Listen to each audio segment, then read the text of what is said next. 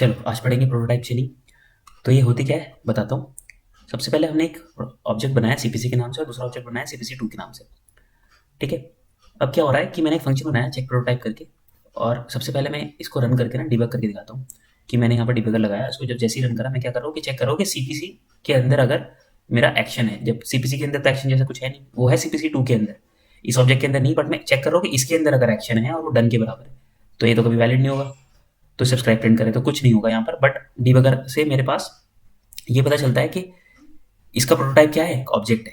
सो इसका प्रोटोटाइप एक ऑब्जेक्ट है और इस प्रोटोटाइप के अंदर बहुत सारी प्रॉपर्टी, जैसे प्रोटो करके प्रॉपर्टी और ये सब है। सो एक प्रोटो करके मैंने देखा तो मैं क्या कर सकता हूँ, सीपीसी, ठीक है, डॉट, और इसकी जगह मैं क्या यूज कर सकता हूँ, अंडरस्कोर अंडरस्कोर प्रोटो। और इस तरह मैं क्या कर सकता हूँ कि इसको मैं पॉइंट कर सकता हूँ इस सीपीसी 2 के लिए, तो इक्वल्स टू सीपीसी 2। अब देखो मैंने ऐसा करा और जैसे मैं इसको रन करूंगा तो यहाँ पर सीपीसी पे जाओगे और देखोगे तो इसके प्रोटोटाइप के अंदर अब एक ऑब्जेक्ट आ रहा है और उस ऑब्जेक्ट के अंदर एक्शन आ रहा है। सो मैंने इसको यूज करके क्या किया, पॉइंट कर दिया। तब देखो यहाँ पे सब्सक्राइब प्रिंट हो गया, तो मैंने इसको पॉइंट कर दिया इस ऑब्जेक्ट पे। तो बेसिकली वो होता क्या है, मैं ड्रॉ करके दिखाता हूँ। सो ऐसा होता है जैसे हमारा सीपीसी एक ऑब्जेक्ट है, उसके अंदर एक प्रॉपर्टी है प्लेस, ठीक है। उसके अंदर एक्शन प्रॉपर्टी नहीं है, सीपीसी 2 के अंदर प्रॉपर्टी है, सीपीसी 2 के अंदर मेरी एक्शन प्रॉपर्टी है। तो हर ऑब्जेक्ट के अंदर मैंने दिखाया एक प्रोटोटाइप करके होता है। वो प्रोटोटाइप क्या करता है, पॉइंट करता है दूसरा ऑब्जेक्ट को। अब वो दूसरा ऑब्जेक्ट किसको पॉइंट कर आउट करता है, बाय डिफॉल्ट जो है, यहां पर हमने क्या किया कि जो बाय डिफॉल्ट पॉइंट आउट कर रहा था उसको हटा के मैंने अपने सीपीसी 2 को पॉइंट आउट करा दिया ये यूज करके। ठीक है।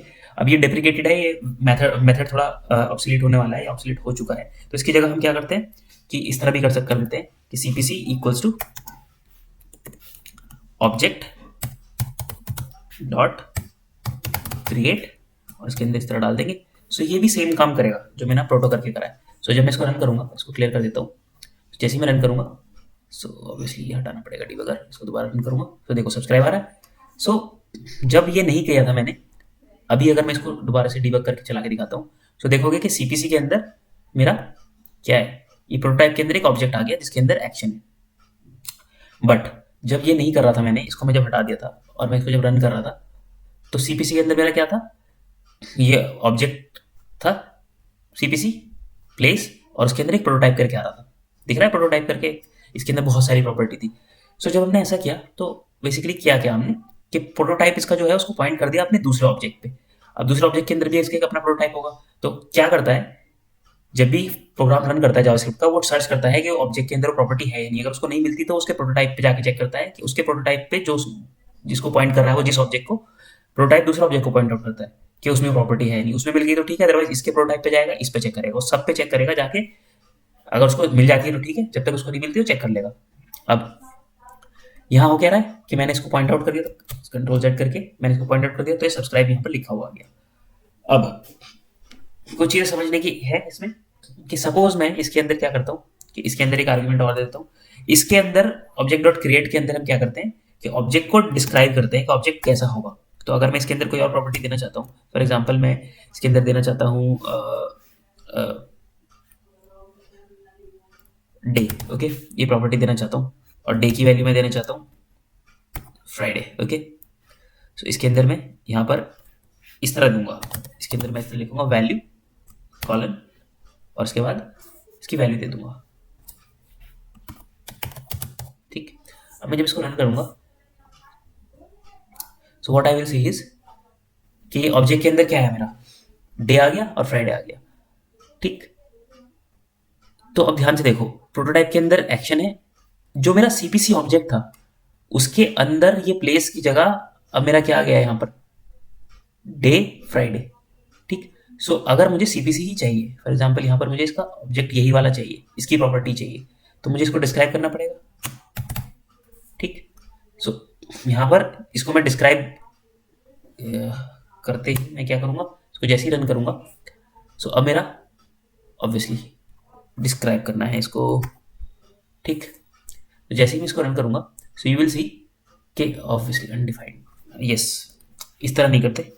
डिस्क्राइब में हमेशा जो भी ऑब्जेक्ट होता है उसको उसकी प्रॉपर्टी लिखते हैं, फॉर एग्जांपल प्लेस कॉलन और उसके बाद इंडिया। ठीक, इसकी वैल्यू में इंडिया देंगे।